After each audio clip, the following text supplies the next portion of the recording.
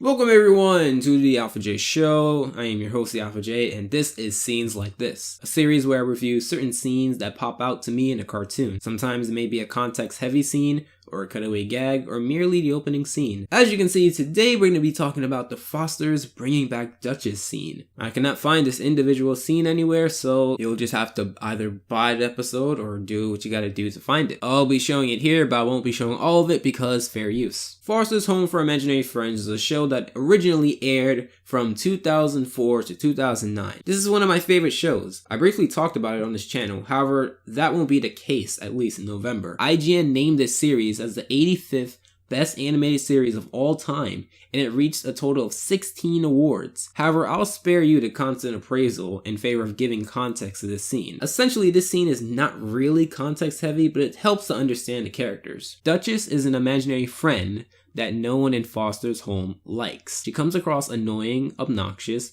deluding herself to be of this very high class, and maybe at one time she was. But when you step through those Foster's doors, you get treated the same way as everyone else. And speaking going through the door, once you go through those doors, as long as you are a true imaginary friend, you will be treated and served as well as you need. Duchess, however, is a disadvantage to rules like that. Technically, many people in the house don't want to look after her and want her to be adopted as soon as possible. So when she did, it would make sense to not have her returned so easily, right? Well, unfortunately for the main character, Mac, he has to deal with Duchess. That is the plot twist. It gets to the point where Mac has to moving from Blue and the others, which would ruin everything. So either Duchess has to go back to Foster's and be a burden there, so Mac can stay, or Mac moves and Mac and Blue are separated. However, instead of talking it out and finding a plan, Terrence, Mac's older brother, with usually cruel intentions, decides to stretch the truth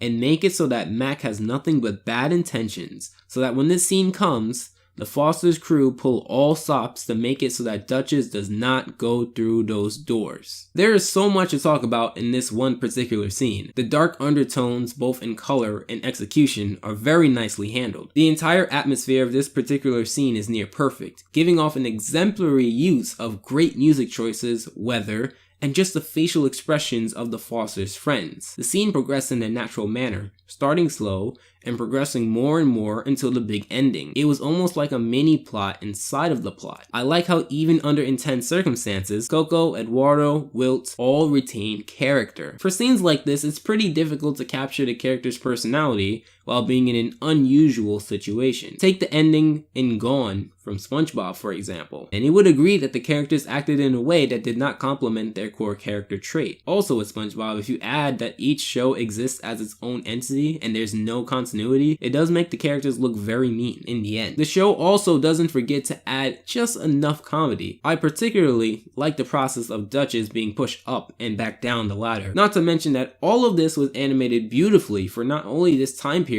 but just for a detailed show like this. The characters were also not in the wrong. In this episode, Madam Foster and the crew were delivered misinformation from Terrence, who had very bad intentions. Side fact, did you know that while Tara Strong voiced Terrence, this is actually one of her most difficult voices to act with? I would even raise the argument that neither side is 100% wrong or right. The Foster's crew knew that if Duchess passed through those doors, Duchess could not be denied the bed, breakfast, and shelter that any other imaginary friend would have by going through the doors. It's in this case that giving each side a strong motivation really set the mood so that either side had very much to lose. I'm not saying that every scene has to have a life or death or heavy risk, but when you do, going out like this could make your show memorable for scenes like this. I hope you guys enjoyed. I know I really haven't talked about Foster's Home for a while, but I really wanted to talk about this particular scene because I've seen this particular episode recently. Mind you, I'm also going to be doing requests until the end of December of 2016.